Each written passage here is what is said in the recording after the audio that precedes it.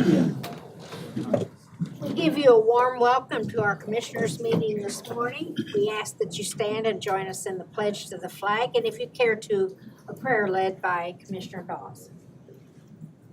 I pledge allegiance to the flag of the United States of America and to the republic for which it stands, one nation, under God, indivisible, with liberty and justice for all. Heavenly Father, we hold those words to be true. And Lord, we pray that we will represent you well today. Be with us as leaders in the county. Give us wisdom and insight. Help us to make decisions that are good for the citizens that live here. Pray this in Christ's name. Amen.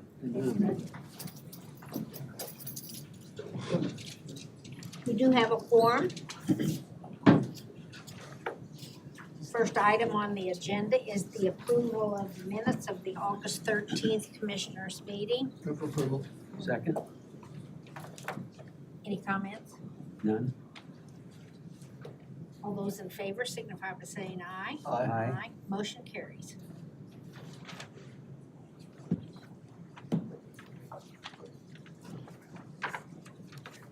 Second item is the approval of claims. Move for approval. I'll second. I had one question that was clarified in the drainage board meeting with staff. Okay, I had a couple questions that I directed to different departments, so.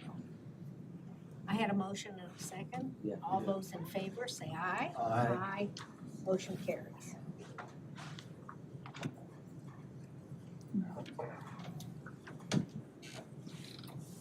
It's nice to get them before the weekend and you have, take your time to review them because a lot of claims.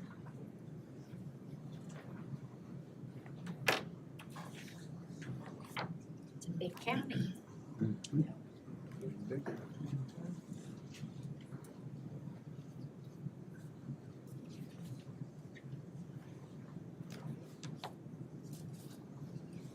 Next item is unfinished business.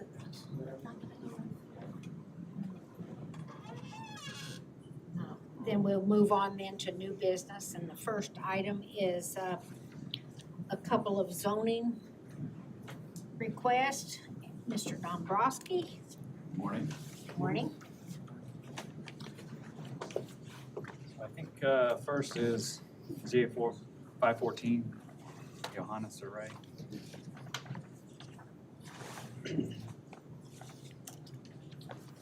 This petition was represented by Mr. Comer, who's here today, if you've got any specific questions that I can't answer, but it was a request to rezone parcel from AGR or Ag Residential to AGB or Ag Business.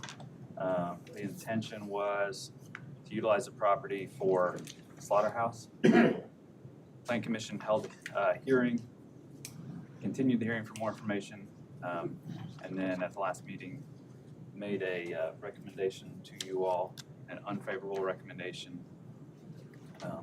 There was a remonstrance at the meeting. I provided draft minutes I read them. for you to review, detailing all that. Staff did provide a favorable recommendation due to the proximity of the highway and the existing ag nature of the area. Highways are recommended for business development, so it followed that recommendation. But other than that, it's Say just a that again. rezoning request at this time. So the comprehensive plan recommends business development along highways, especially in ag areas where it's ag-related business growth. So our recommendation just follow that,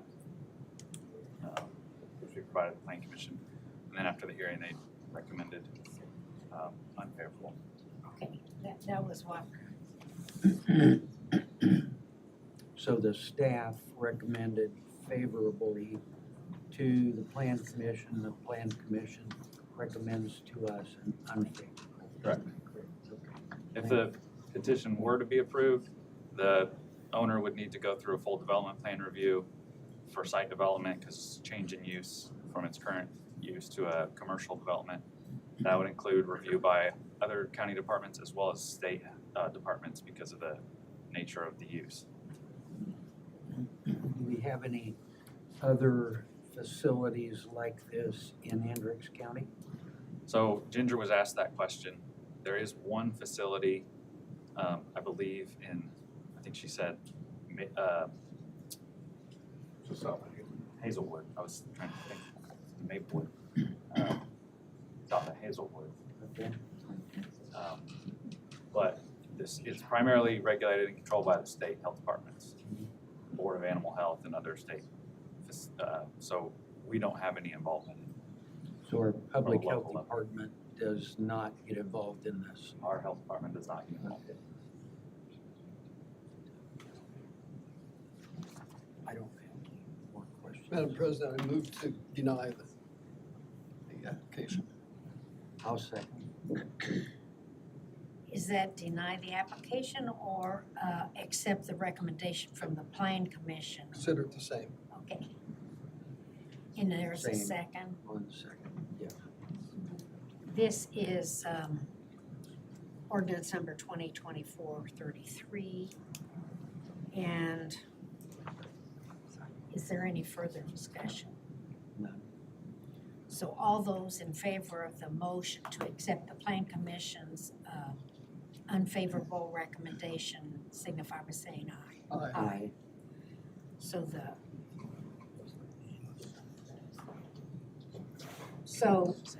don't be decided, okay, The ordinance does not take effect. okay. The number stays, is that right? Or does the number get reassigned to new ordinance? Doesn't really matter. I would normally reassign it to the next one, Okay. but For the record, the number. give us the number, Give us a new number. that number. Yeah, so the next number will come up. Do I have that ordinance for the next? Yes. Okay, ready for the next one? Yes, sir. ZA, A lot of those members don't understand what you just did. Okay.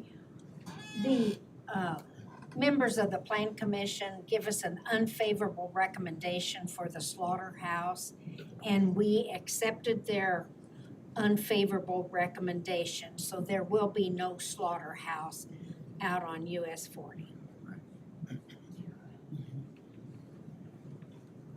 Okay. Sorry, you didn't understand that.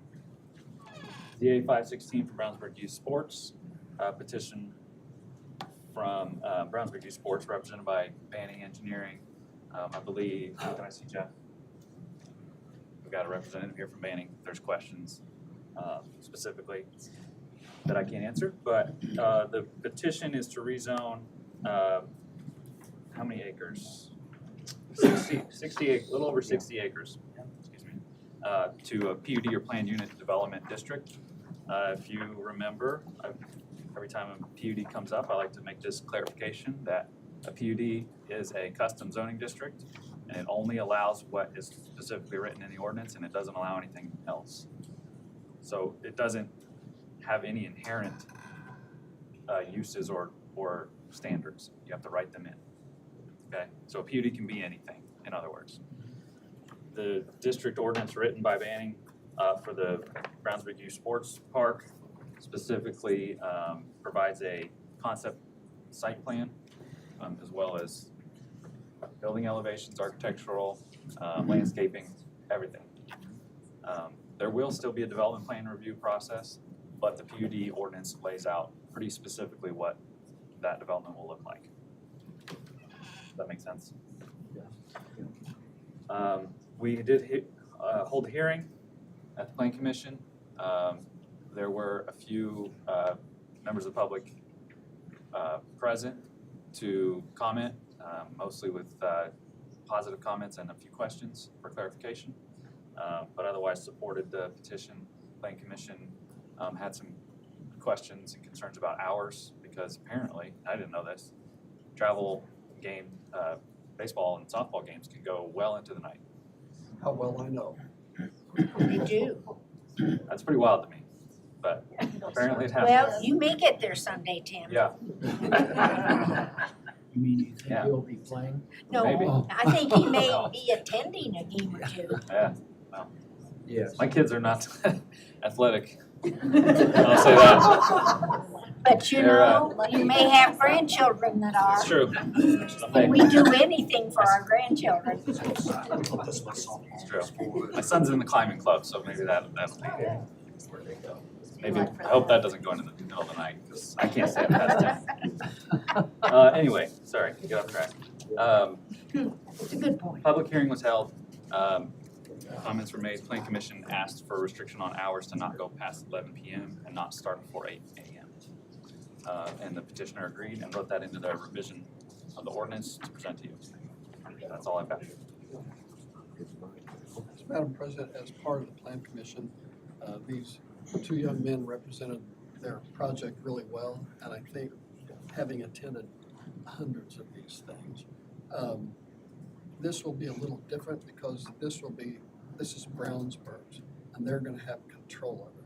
Some of these are municipally owned, and, you know, an individual can rent that facility and then bring in more teams than they should and play games longer than they should. This, I don't think will do that.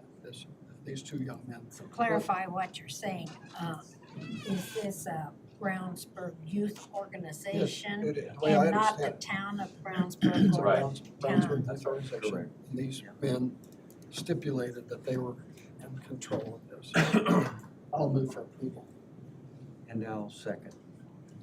And I've been actually working with them very closely all along, and it's been a long haul to get it to this point, but it's getting there.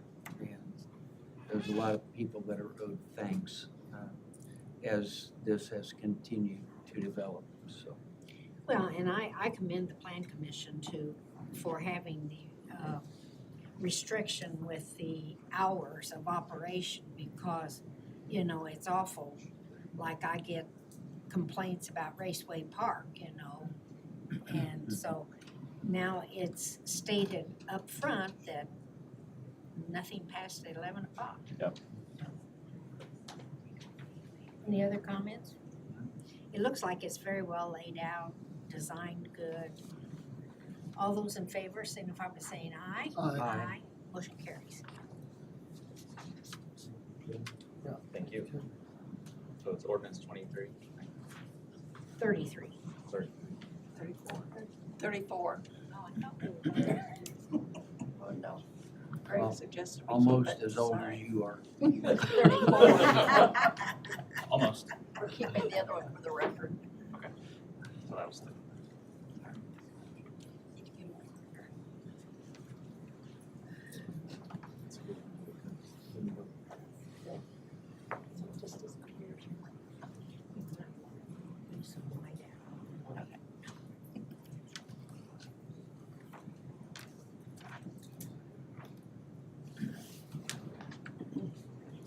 Next item is Mr. Adams' doing. Resolution for GO bond for the highway garage. Yes, thank you. Adam Sturwald, Barnes and Thornburg, bond counsel for the county. So this resolution for you today is for the approval of the highway garage project and the recommendation that the county council continue and adopt the necessary bond ordinances for the financing of the parking garage, highway garage. Max principal amount of the bonds is $19,051,000. At their last meeting, the council had a public hearing. We'll have another public hearing at their next meeting. Consider adoption of a bond ordinance and their preliminary determination resolution. If all that goes through and smoothly, then the bonds will likely be issued in December of this year, or November or December. Question, Adam? Yeah. So when will the amount of money that they're going to spend be determined? I mean, really not until the bid. We're monitoring as we're going through our design processes, different iterations, we're monitoring and doing estimates to see if we need to revise our design or refine our design to keep the cost under that amount. I mean, we won't know for sure what the construction cost is till the bids come in, but, we have a meeting Wednesday to discuss updated design cost estimate. Doing that periodically just to stay on top of it as we do the design. It's kind of an iterative process to make sure we stay under. And this is a maximum of 19,051,000. You can always go lower. So as the plans and specs are all refined, that bonds can be zeroed in on a particular size as we move forward to closing.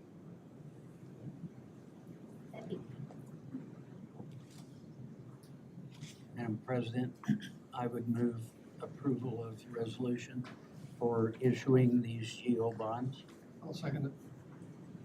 And that resolution number is 2024-35. Any comments? All those in favor say aye. Aye. Motion carries. Thank you very much. Thank Could we- you. And we also would say happy anniversary to you and your wife. Thank you.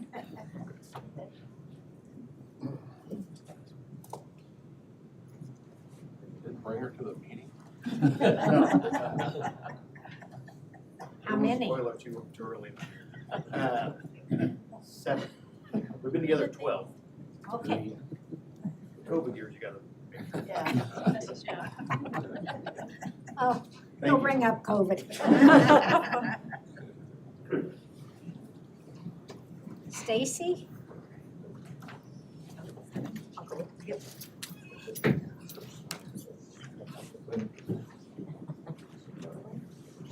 And I'm Yolanda Kincaid from Sycamore Services. So we're here today for the second quarterly claim for the Section 5311 rural transit. So of the encumbered $647,000, plus we have some funds that are available, the 505, 929.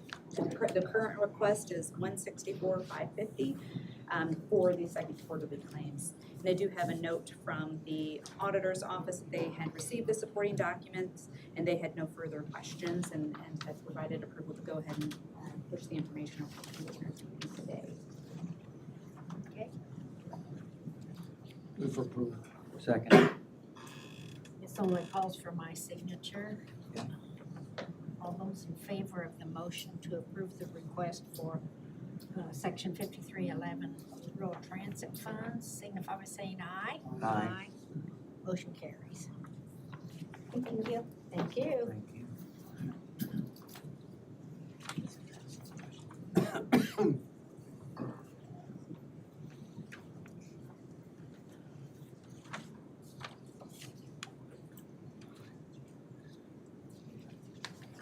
Is Bridget here?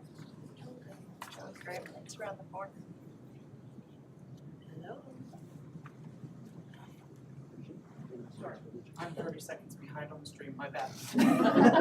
Listening in. Yeah, Is there a delay? there is about a 30-second delay, yes. So from what you say to what YouTube hears, a little bit there.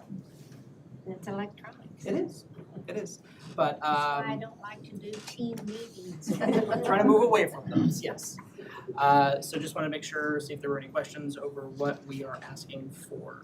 This is to update the security to cover the new, The new building, correct, yes. So the original intention was that more motivation due to a staffing problem. If it were to need to be controlled from inside the main control room, then we could do that. As it stands, the way the building was constructed and interfaced, that does not exist. So our intention with this is to upgrade the cabinet that controls all those systems so that we can tie the new building in and they can all be controlled from one spot. did I read someplace where this would be taken out of the Department of Justice funds or? The jail lit. John, my only question is, I mean, I agree with this. It's got to be done. But was this kind of a, and I'm sorry Doug's not here and you're here, but was this just something overlooked in the original design of the whole project out there, or was it There was a true? miscommunication Okay. between the contractors, the vendors, and our project team. Okay, The decision was made to split this off Okay. Unbeknownst to us, our original intention was to have it all wrapped up into one. Okay. And so when the security integrator discovered that there were no wires to Yeah, right. install the system, they were like, and then we had to go back and realize, they carved out a big chunk of that. So that's why unfortunately it is coming back in retrospect. So this is really not a change order to that project at all? As far as we're concerned, correct. As far as the vendors are concerned, it is a big thing and hence, it doesn't, unfortunately, I guess fortunately, it doesn't cost more money now than it would have then. Right. We just need to get the paperwork done. Change order, it probably would. Yes, very much so. Okay, thanks. So, Madam President, question. So was this amount budgeted originally? That I can't answer. Or are we gonna pay for it? They were recommended that the council be from the correctional facility lit, not the construction fund, but the correctional facility lit, because it's a correctional facility. Money's there. Money is there. Is there? Madam President, I would move approval. Second? Any other comments or questions? Do I have something to sign? I don't think so, though. As I understood it, the council wanted your rubber stamp saying, yes, we can go ahead with this. Okay. And then, yeah, we're gonna bring it back to them and go from there. All right. Get all the quotes signed. All those in favor signify by saying aye. Aye. Motion carries. Thank you so much. Thank you. Hi, Krista. You're next. We're here to present a proposed lease agreement for additional office space for the health department. So with Health First Indiana, we're expanding our education and outreach team, and we have maxed our current space. It's not ideal to move some of our staff away from the government center, but it's where we're at. It's a necessity for us to continue to move forward with this project. We are working with the space utilization team for long-term solutions, but this buys us some time. So the plan is to move our Healthy Families team to the Hendricks Regional Health Office at 202 Meadow Drive. That's where the COVID testing site was. Not to bring up COVID again, but You did, I didn't did. I did. Which is why our health department's able to do these things, I guess. So it would be to move our Healthy Families team offsite and then to expand our outreach team into their current location here on the first floor. So Hendricks Regional Health has been great to work with. They've proposed to offer up the space essentially for $1 a month, and then the market value would go to expand the Hendricks Go van service that's run through the senior services location. So the market value would go to expand those services. So it helps us meet core public health services with that as well. We have agreed with them to make, if this is acceptable, to pay with Health First Indiana dollars for some changes to the location. It was previously a clinic, so they have some old cabinets and some sinks that would be removed. And then instead of having desks for Healthy Families, they would install a countertop, and then we were purchasing chairs, and then they would just basically roll up to the countertop and use that as desks. So that's what the request for the countertop's for. Madam President, move for approval. I'll second. Can I have a question? Can we pay that $1 a month in 12 months altogether, or do they? Yeah, I think so. It looks like it says monthly, but we were gonna ask them to do one invoice. Well, I think the way the lease is written, it would be rolled into, so the money for the Go service, the Hendricks Go, would go through HRH. Okay. So it's really the $1 plus the market value, which is the $1,073.34 a month. So it would be $1,074.34 would go to Hendricks Regional Health. They would take the majority of that to expand, because they already have an agreement with senior services for the van service. Okay. So it would be one invoice for both the rent and Okay. that That works. Hendricks Go, and then so And you it's. guys will make the claim? I did fail to include one piece of information early on in the, when I sent the request. Early on, I asked John Parmley because part of the lease agreement says insurance coverage. So this has been a few months, so the price may be a little bit different, but he said to cover that location, he would do a $50,000 limit that would include blanket coverage for greater protection. It would increase the annual premium about $750. So I don't know if there's a way to parse that out to bill the health department for that, but that is one piece of information that I want to make sure I share. Yes. Now, this diagram looks like they would have more space at the hospital than they do here. So I don't know if the diagram is for the whole building. So only this part here would be Okay. used by health employees. Okay. The 920 square feet. And have you reviewed the lease, Greg? We had discussed this early on, and there was a recommendation that the health board attorney review it. Yeah. And he did. Eric's good with it? I appreciate your clarifying or explaining to us the breakout of those dollars, because when I read through it, that wasn't totally clear to me, but thank you. I think that's it's a good program. Win-win, I think. Yeah. So I have a signature page here in my packet. We haven't determined the date yet because we wanted to make sure this was okay, and we need to determine how long that work will take. How it stands now is we would pay for the work to be done, but we didn't want to do that until we agreed upon the lease.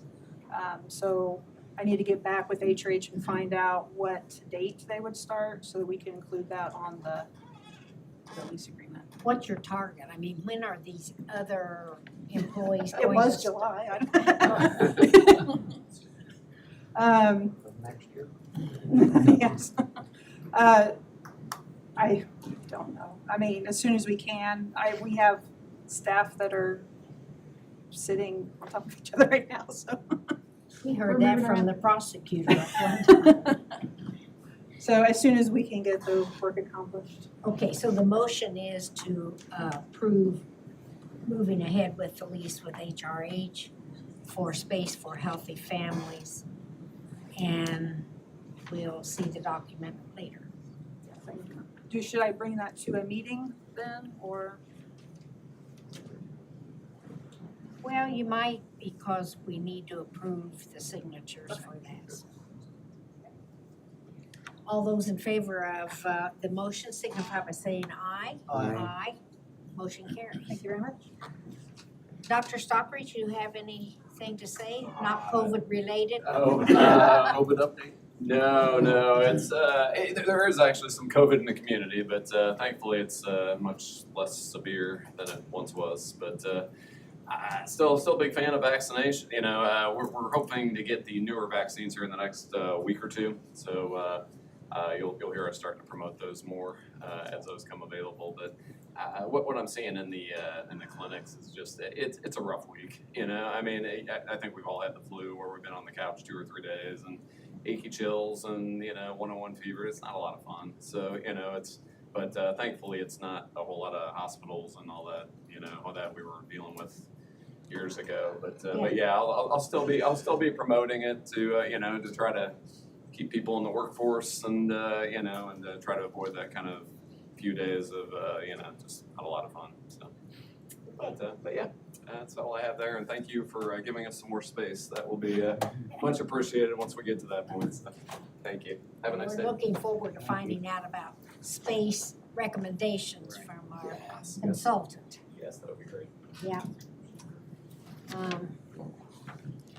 Mr. Squally, I guess you're next.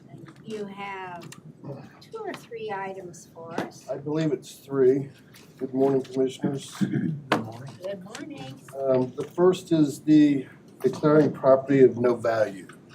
What staff and I have been doing is going through the old fairgrounds and sorting out, and what we've determined is what we can claim as no value, we can shove into the corner and then organize all the other stuff. Just like health and family, I believe we had them come through the facility, I call it the garage sale, to see when we have anything going on, if there's anything they can use. So they marked up a few things to save. The park did take some items. We're working with the prosecutor's office now on some different items, but just got a lot of rough stuff. And we just want to leave it in the building. When the building's demoed, that stuff will go with it. And it just helps us organize and get things cleaned up and prepared. I was gonna say, do you have a corner big enough for all this stuff? Yes, we do. Yes, we do. Anyway. I knew it was gonna be like this without even seeing it. So, I mean, most of these items have been there 5 years or more. I mean, it's just, and the new products, a lot of our new remodels seem to come with furniture. That seems to be part of it because of the new, and just like tomorrow, we're gonna exchange 30 new chairs at the courthouse. So I'm gonna end up with 30 old chairs that we're gonna disperse through the workforce, but not all of them are gonna go, to there. So part of them go back to storage. So it's an ongoing cycle that we're trying to deal with, and that's what I'm here for. You never thought it would be so much fun. It has been fun, and I've got great staff, so it makes it a lot funner too. I would move, I guess, to word this, to call this list of no value furniture, property of no value, I guess. Second. Any questions or comments? All those in favor of the motion to declare these items property of no value signify by saying aye. Aye. Motion carries. Thank you. I believe on the next one, we should have some people from Tri-Capital here, possibly. Saying that right? Fair and square. Fair on the square. I think so. Yeah. Yep. I think this is just probably an item for consensus because Correct. it's been going on. Correct. And being new, I try to protect the square, and so I thought we would go through that process. Yes. Maybe in the future, we'll look at some sort of regulatory application for that area. But right now, I just wanted to bring it in front of you. It's been done in the past. There's no Yes. damage, anything that I'm aware of. So I support the concept. I just really wanted to bring it in front of you. Consensus. Consent. Consent. Yeah. And it's good to have it in the record. Yes. The next with GSF confidential agreement. Greg, I think that was pretty much in your realm. GSF did start to work this week, and I hope that all goes correctly. Yeah, Catherine's here from the courts, and the courts, because they handle such confidential information, they're asking that the employees that work within the court office buildings sign this confidentiality agreement to make sure, primarily, so they understand what they're working with and the very confidential nature of some of the information that they may come across. So I worked with Catherine and Jack, and this is just an agreement whereby they promise not to publish confidential information that they may come across during their employment. So each employee of GSF who works in the courthouse is required to sign this upon employment. Yes. Now, we had a contract services, I think, for the prosecutor's office. Did they have confidentiality? D1, I believe, was the one doing that, and I cannot answer that question myself at this time. But Okay. I know that that's what we agreed on with the court, and the reasoning is because it's their area and their expertise, so. Second. Any comments or questions?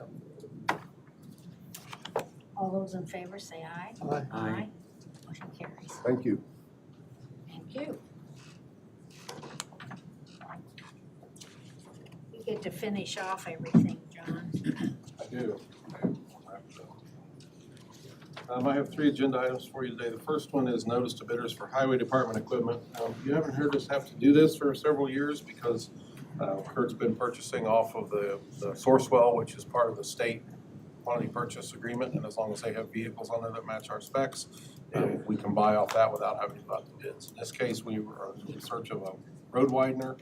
The one we have is 2004, I think, something like that. It's starting to need a lot of maintenance, and there's not a piece of equipment like that on the QPA bid. So we had to come up and put together our own bid document and specs, asking for your approval to advertise for that. Move for approval.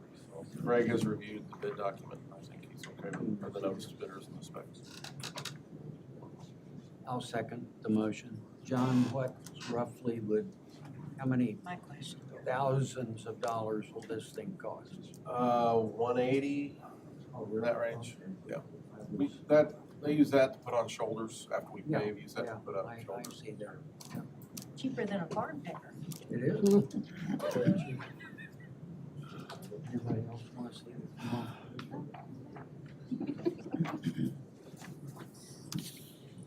So we take that one to auction, the one we have?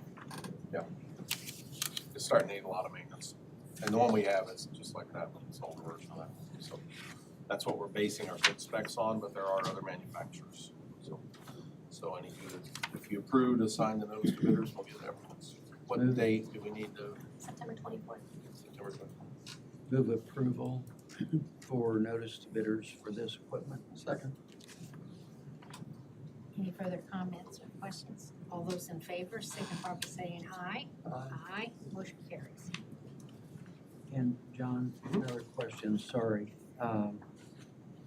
So when we get something like this now, it sits outside, right? Correct, yes. Okay, okay. And when we build new, it'll probably be inside. Correct. It should help it last longer. Yes. Okay, thank you. There will be trucks will be inside the building that we're building, but we're building a lean-to along one side, and hope to have one on the other side eventually for equipment like this to park under the roof. Yes. Good. Some of it will be inside, but some of it will be under a roof, but at least it'll all be under a roof.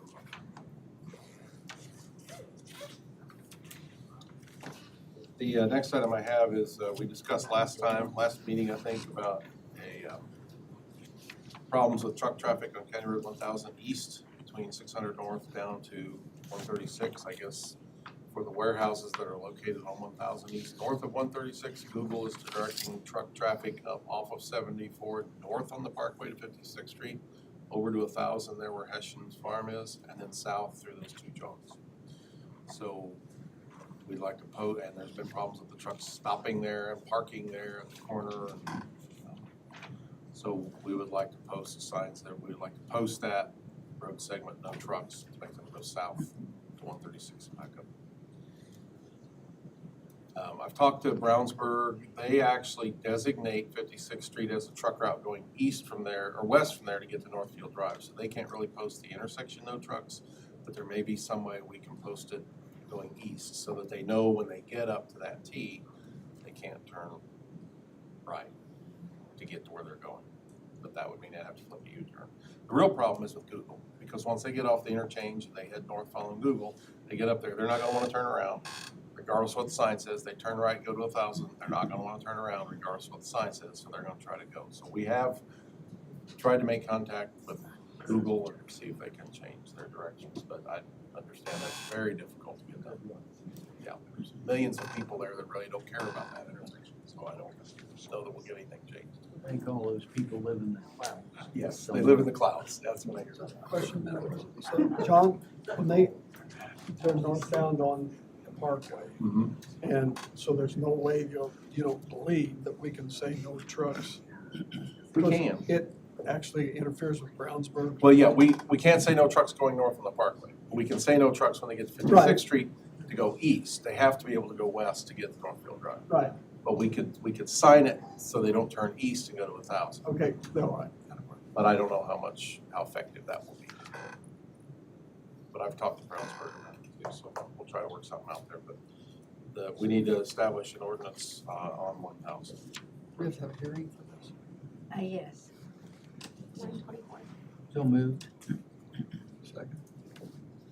What are we doing, voting on whether to have the hearing or not? Yes, Yeah. to advertise for the hearing. That's fine.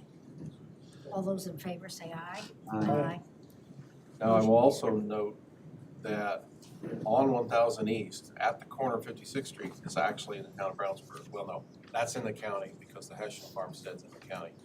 South of that, it's been annexed by the town of Brownsburg. Then when you get down to the two jogs, it's county again, till you get to 74. When you go south of 74, it's town. So I wrote this to say county jurisdictional areas. So we have two big gaps there we can write. Have fun, Sheriff. It'll probably all be annexed at some point. Yeah. I would imagine. Right, sooner than later. The next item I have is a supplemental agreement for design of a curb correction. If you recall, we've been talking about this for a while. This is down at 700 South, 525 East. A property owner there, as part of a plat, agreed to donate some additional right-of-way in order to flatten out that curve a little bit. That's a pretty dangerous right angle turn. So we worked with that property owner to, he's dedicating that as part of a plat he's doing right now, but it's extra right away so that we can soften that curve a little bit. Last year, we hired RGI to do some preliminary layouts just to make sure we could get what we needed done in the amount of acreage he wanted to donate. And we were successful in doing that. They came up with these preliminary plans.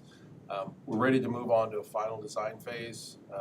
And I would like to go ahead and amend their original agreement to go ahead and do the final design. They did the upfront work, and they've given us a reasonable fee to do the final design. That way we can take it to construction. I've got it budgeted for construction for next year. I'll move for approval. Needs to be done. Our estimated construction cost on that's around $500,000, probably $500,000 to $600,000. Okay, I'll second. And we've used this group before? We have not. This is actually Okay. the first project we've used them on, I think. Okay. So, So this, I mean, that's good too, to find out how good they are. yeah, we're from, a couple of their, one of their engineers we had used previously when he worked for another company, like, well, they have some other people we're familiar with, but as a company, we hadn't used them on anything close.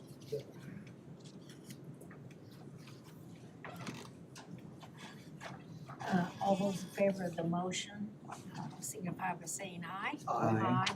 Motion carries. Thank you. Any other new business?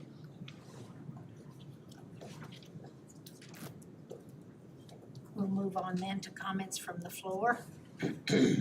Yes, sir. State your name and address, please, for the record. My name's Mike Roberts. I'm from, my address is 7365 North 850 East Brownsburg.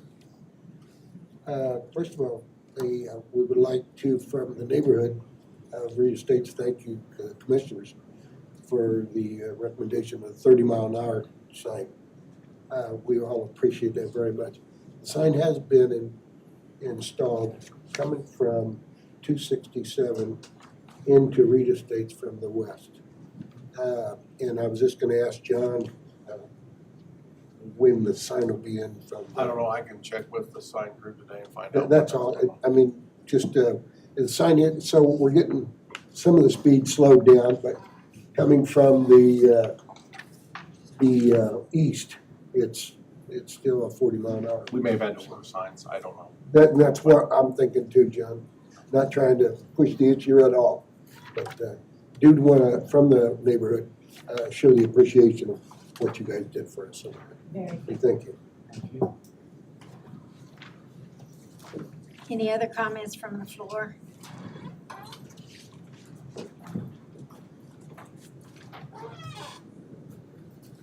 Let's see. Morning, Good morning. Jim Murphy, 10726 North State Road 267, Brownsburg, Indiana. You might recall, I was at the last county council meeting and we discussed the ordinance that was, or agreement issued in 2005.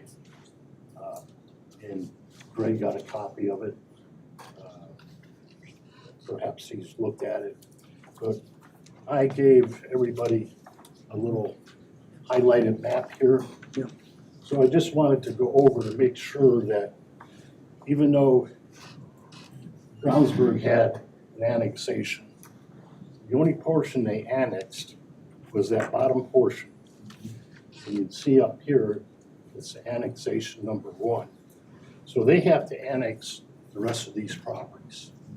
And whether that's done in 1 step or 2 steps, it's going to be a whole different process. So my request or thoughts are, do the county commissioners want to implement this agreement that was done in 2005, so that, again, the citizens that are affected have some input from the county, which is their representative government in this case here. For example, does the county zoning ordinance perhaps not allow the I-2 industrial up against the residential area? So that's the only comments I've had. If you'd like to have a discussion on it, I appreciate it. Thank you. In direction. Thank you. John, did you have a chance to look up that ordinance? I have not, no, I have not had time to look at it yet. Tim, do you care to comment? I mean, I have the ordinance, but I haven't had time to read it and revisit what actions were taken at that time and what we might want to revisit. Well, the ordinance I'm talking about is the interlocal agreement between all the entities Right. along. Right, yeah, that's what I'm talking about. Master plan? Yeah. Tim? Sorry, I was responding to a text from my wife, because I called our kids not athletic. It was about the Ronald Reagan. It's about the Brownsburg rezoning, Okay. industrial next to There's residential. nothing well, zoning doesn't work that way. It's not, it wouldn't say that one district can't be next to another. That nobody would have that kind of language to that specific one. But as far as like the Ronald Reagan overlay and the agreements between the towns, that was a little bit before my time. I haven't looked at that specifically, but I have a hard time imagining it would be binding. I remember right, Brownsburg rezoned it before they have annexed it. Am I correct? They did that in the one meeting. So in the council meeting, agenda item X, we're gonna make this I-2. Agenda item Y was, we're going to annex it into the town. And that was the order of precedence on the agenda for that day. Would you care to state your name and address for the record? And Tim, would you maybe take a look at that Ronald Reagan master plan and maybe send us an email with I'll your, look for the MOU. I don't know what form it took place in or who agreed to it. I imagine it was the commissioners and then the town councils. So I'll look for that, but I may not have it, I think. I'll work with Mila. We have it someplace, The resolution. Okay. and I don't remember, unlike Tim, I was here at that time, because I'm old, but I don't remember the format or the sequence of events or who signed when or how binding it is. That's what I said last meeting that I was talking about. Question, Madam President. That's a good point, John. The binding part, so do I understand that there could be some kind of agreement between Brownsburg and the county previously agreed to, we don't know how binding it is, that allowed the zoning here to be covered by the county and not the town? No. Can't do that. I looked at the statutory process by which they just did this latest annexation, and it is permitted by the statute. I've not dealt with all the notice and all those things. I just know the statutory process is permitted by statute that they follow. I'll look at that with you, Tim. Yeah, when I say it's not binding, I'm talking about the MOU on the Ronald Reagan overlay, you know, that the towns would adhere to those standards that were developed in community. But like I said, I don't think that could be or could be binding. I mean, it's basically well, it was a resolution to say, yeah, we all agreed to follow this at the time, which was, what, 15 years ago? 2004? 2006 is when it 20 was. years ago? Yeah, 2006. It's kind of like a comprehensive plan. So Here- 2 years later, the next council could have said, no, we don't want to do this anymore, and just not followed it. Kind of like a comprehensive plan. Here's our Yeah. goals, here's what Right we, now, this is what it looks like and what we want to do. We'll at this point in reevaluate. time, here's what we, Yeah. here's what we think the plans will look like. And now our ballet dancer. You get this mass movement, it's hard to stop, I'm sorry. David Wyant, P.O. Box 513, Brownsburg, Indiana. Normally, public service is a thankless job. Not today. So what brings me before you is to tell you thanks and appreciation for what you all doing here. But more specifically, the transparent and approachable and collaborative nature that I see across all levels of governance as I've been following the Little League through the process, so to speak, behind the scenes. That environment that you guys have fostered comes from leadership right here and your staff and so forth, and it percolates down to development services, the other boards and commissions and so forth. But the standard that you guys set here is what everybody else follows. I think that's a good thing. Well, why is that? Well, Dennis, from your perspective at Brownsburg, the Little Leagues over time have been a political football. Maybe not that their interests are always held at the forefront, shall we say. But now that that's been eliminated, brought to the county, the new leadership with Brownsburg Youth Sports, it's hard to say, and that they've engaged Banning Engineering. They've worked with the development staff here, planning members of the Planning Commission. What I've observed is that it's very approachable, and there's a collaborative dialogue in these meetings.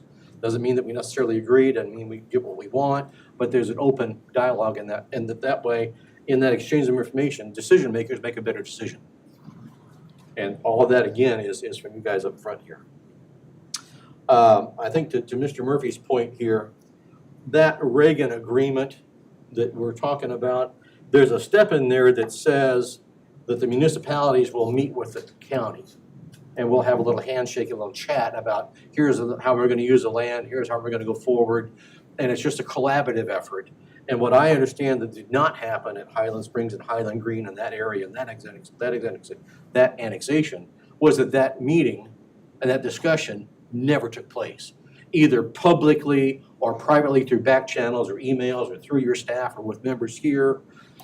Everybody was taken by surprise. And what Jim and friends are trying to do is just to be sure that you guys maintain adherence to that original agreement, and just as a collaborative effort, work with the town and say, hey, everything's going right, here's what we're doing. Yeah, that works with your plans, that works with their plans, so forth and so on. So in closing, thank you for your time, thank you for your efforts.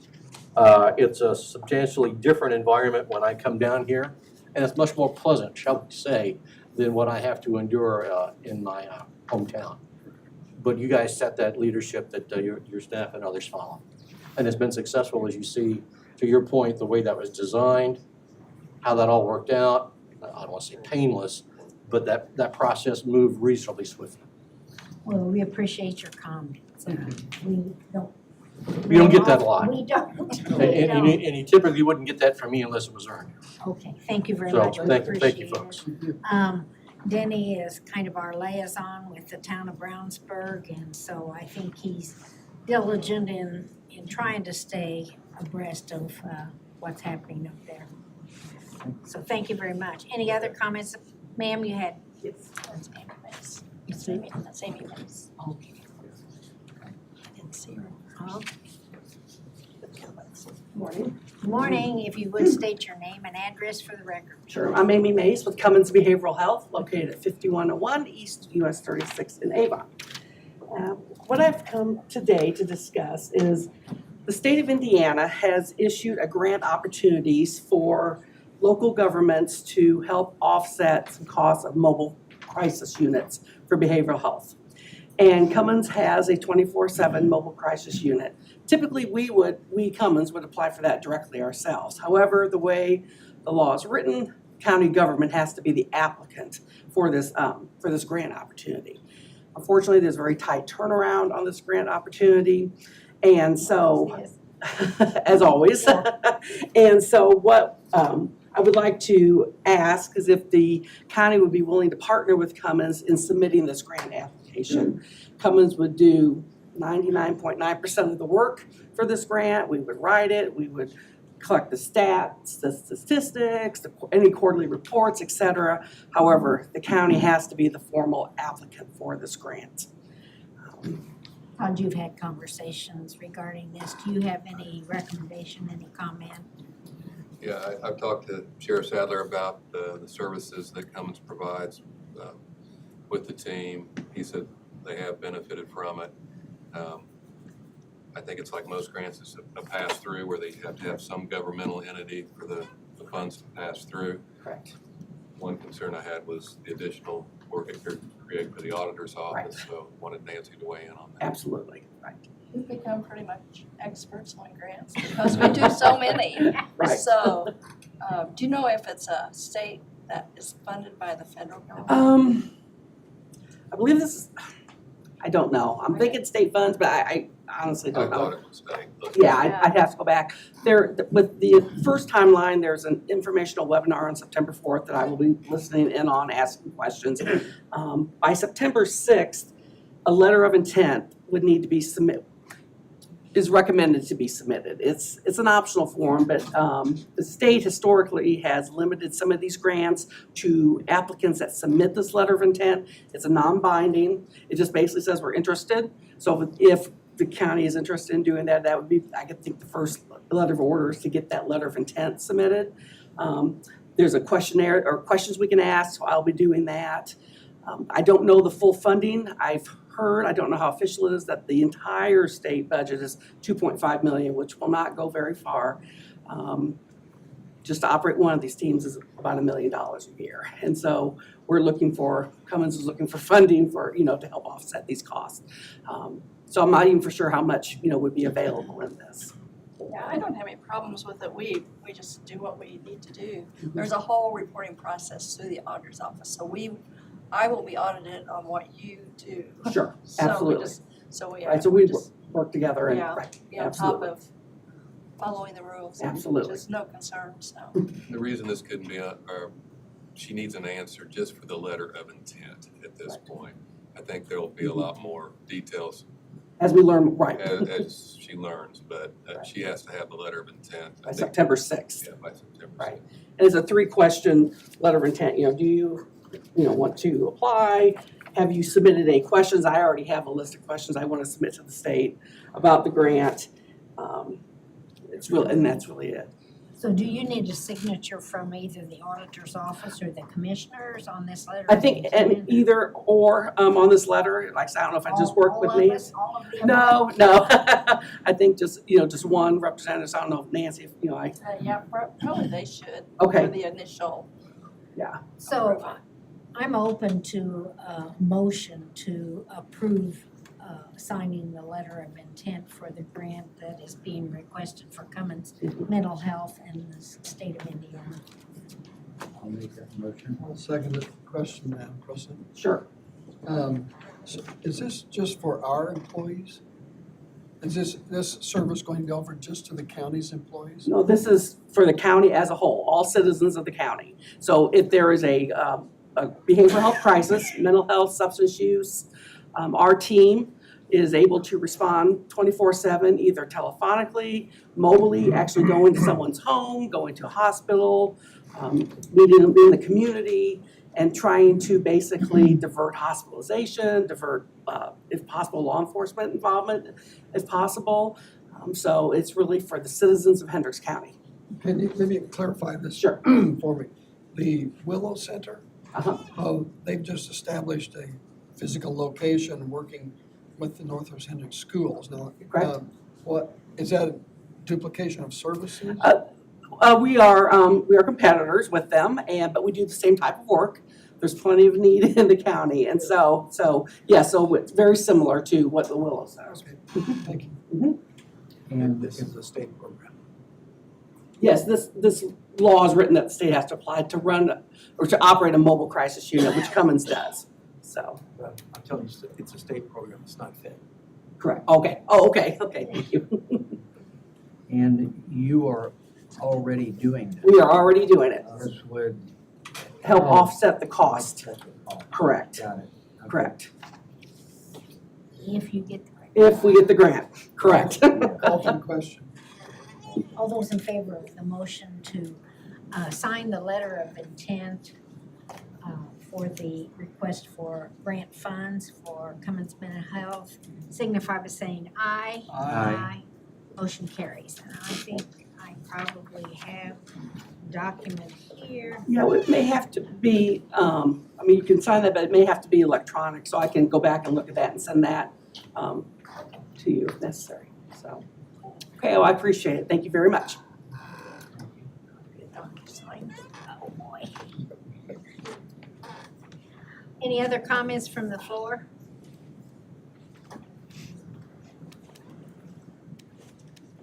Elected officials? Jack? Let's see, any others? Nancy? We'll move on then to staff reports. John? The first three items there we've already addressed.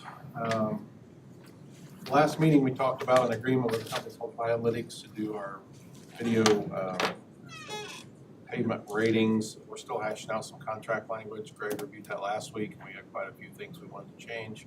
So I sent that back to him. He wants to have a phone call next day or so. I saw that. So based on your action you took last time, I think my understanding of talking to Mila is that you already kind of approved it subject to Greg's okay with the contract. So if we can get this sorted out in the next couple of days, am I okay having president sign You it? are with me.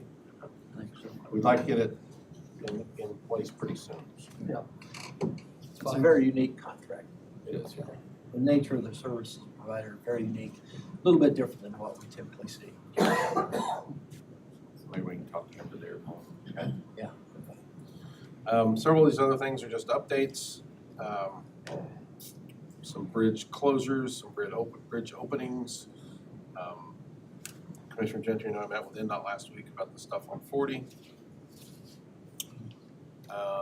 We are finalized. We have two intersection projects underway. One is the roundabout at 525 East and County Road 100 South. I did speak to the homeowners association president the other day. They're requesting that we shift the alignment. Here's a drawing of what we're proposing to do there.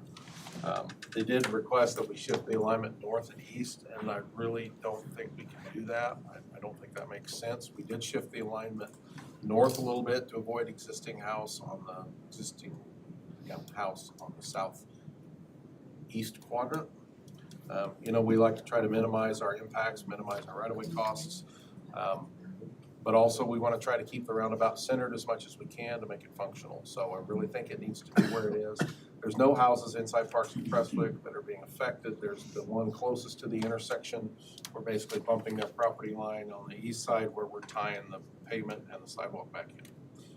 But the effects on that house really are minimal, other than they're close to the intersection, but they're no closer than they are now. It's a roundabout, so it'll be a different type of intersection, different type of traffic flow. But we looked at 2 or 3 different layouts on that roundabout, and that's the one that I think works the best. So the HOA president indicated they may come talk to you at some point as a board. Yes, I attended their last meeting and they were vocal.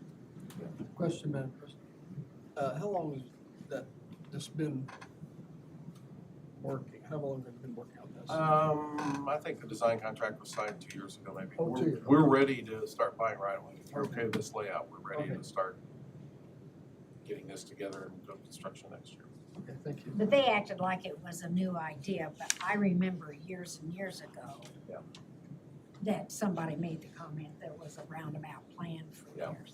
We did, about 3 years ago, we did some studies of this one and then the intersection at County Line of 267, try to come up with the best solution and determined that a roundabout was the best solution here, rather than a signal or something like that. So, It is a dangerous intersection. it is, yeah. Question, Madam President. Well, Phyllis, if you're familiar, you and John are familiar with the people, residents there? So they said they didn't know this. Are these, have new people moved in and not been aware of it? Or are these, Well, I don't know how long those folks have lived there in that first house. I mean, it's one of the newer houses there. But, I mean, there hasn't been a public hearing process for this, because we typically don't for county-funded projects. So But what it's should- been in the works for a couple of years, and I would have thought most people were aware, but, you know, maybe they weren't, I don't know. or would or should they have been aware when they bought their home? Or No, built their because home? we're not relocating the intersection. The intersection's where it was when they bought their Oh, home. We're okay. just changing the intersection from a two-way stop to a Okay, roundabout, so. okay, thank you. And they're right. they're less than 200 feet away from the intersection. I mean, that's Okay. what it was when they bought their house. Oh, I think that's what I didn't know, thank you. So I guess I'm looking for clarification from you. Are we okay to move forward with this layout and start working on right-of-way acquisition? Do you want to have more interaction with the Parks Press with I think HOA? I think you need to go ahead and start the process. I'm okay with that. Okay, well, I feel like that you two should say because Yeah. The only suggestion I might have is Jeff Smallwood is on the homeowners board, and you might wanna talk to him because he did say that, you know, he's generally a fan of roundabouts and, you know, he uses the intersection as well. Okay. All right, I didn't know he looked at that. Okay. Oh, yes.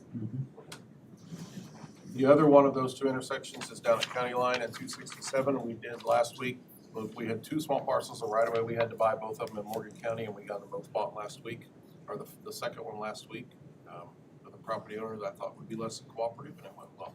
So we've got some utilities there to deal with, but I would probably come to you at the next meeting with a request for a bid date. That one's pretty straightforward, pretty simple. We should be able to get it done this morning.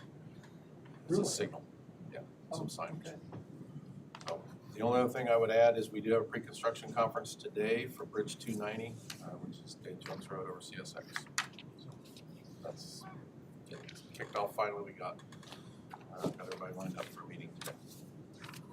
And on Bridge 237 down at Plainfield, I think all the permits and everything from the airport are in place. They're having a progress meeting on that today, but I think they're looking at a road closure there next week. So that's all I had. I wrote you an email yesterday about a couple issues that I wanted you to be aware of. I'll print it out. Nothing for the meeting. And thank you for your support on those. You do a good job, John. Todd? Item number 3 has already been addressed. Item 2, I'm actually looking for direction from you regarding proposed employee manual amendments that were presented to you via the council. I gave you two recommendations on how I think we should proceed moving forward with that. And I'd like to know which one you'd like to do.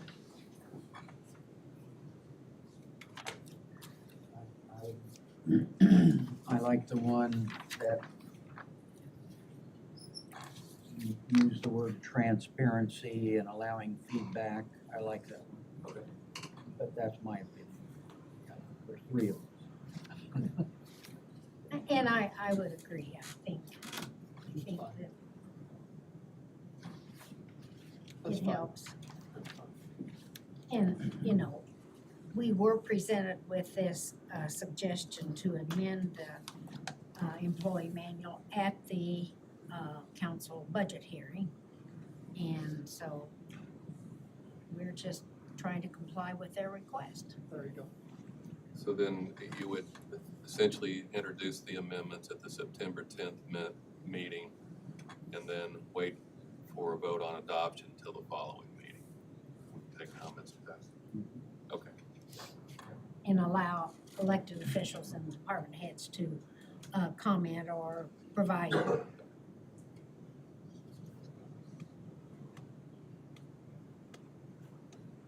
Appreciate that. All right, thank you. And that's all I have unless you want to discuss anything else.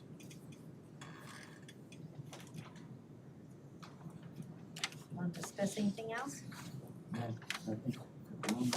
Okay, Jack, You have my staff report. If you got any questions or comments, I'm more than happy to answer those. But all of our construction projects are going very well right now, and hopefully meeting our dates of completion. The coroner's office is getting closer and closer. We'll be moving furniture in by the end of this month, and that's a big start. GSF has started yesterday. They're working together for a week, so officially next week we'll be there by themselves. I think they worked in here last night till about 4 o'clock in the morning, so fingers crossed. I think the transition's worked great so far. A couple little hiccups, but nothing big. The courthouse is a big concern. I'm doing an investigation on that circulation pipe. We made some repairs and did some preventive items, but that is a big project. I've spoke with Todd about it a little bit, and we're making plans to try to address that issue. Current staff, I'm very happy they're stepping up to the plate. I had sent out about the groundskeeping. We're still progressing on that. Hope to bring that to you next month and move forward with that. I believe Greg has done some review and we've worked through on that also. And other than that, I don't have anything else. Thank you. Thank you.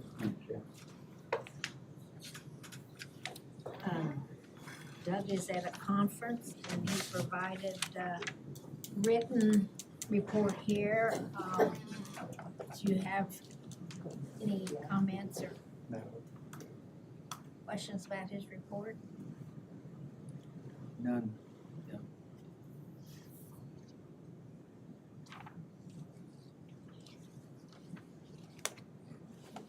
I mean, I'll say no. Okay, I'll stick with that comment. No. alrighty.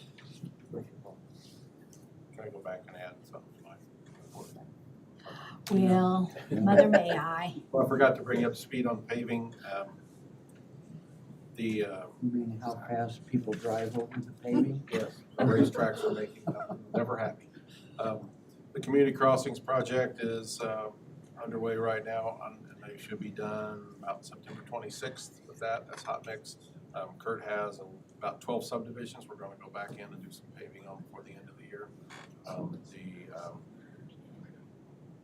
The Rejuvenator product, we hire applied every year. That contractor finished up last week, I think. Did about 20 miles that we applied that product to. So just to bring you up to speed on where we are. Done a lot of paving this year. A lot of roads looking a lot better. Yeah. Striping's underway now. Madam President, if I might, follow John and I, when we met, NDOT brought the entire staff in this meeting. We were outnumbered. We were, but they were really gracious. I mean, they were really good to work with. And they're going to host, the way I understand it, 2 more meetings, one with us. There were 2 farm guys there. And they will probably bring in a few more, just farm guys because they use the thing more than anybody else. And then they'll host a public meeting regarding County Road 0 specifically, and maybe the other 2, in general. Did the farm guys think they could navigate the J-turns? Even in that meeting, NDOT made a couple of, I won't say concessions, adjustments into what they call the loading chute, which is when the number of vehicles that you can put in here that are waiting to make the turn, because that was one of the farm guys' concerns was because he will be on slow-moving equipment, and he needs to be able to have more time to move and go. And by having a larger chute area, runway, yes, then that would help. And they also said that in the event, the traffic fellow said, in the event that the J-turn becomes too big of an issue, they can signal it. they can put a signal in there that would, you know, move people more incrementally. But that would, that'd be a step down the road. But although it went pretty well, actually. I went through a J-turn intersection yesterday on US 24 up by Peru, east of Peru. They have a J-turn intersection there. There's a lot of semi-traffic, but I didn't see it real heavy. I didn't see any farm traffic going through. And they agreed, the fellow running the meeting asked the question if, would the rumble strips replace, would that be satisfactory with the users instead of a curb? And they said absolutely. And they were, and they could paint. John and I had a long talk, we rode together over there on how they, I think they can make adjustments because after giving it a lot of thought, the lives that would be saved there, some of those lives might be the people who live in the area, not just people traveling on the road. Because it is a conflict reduction intersection. Reduce conflict. Reduce conflict, and it could save a lot of people's lives.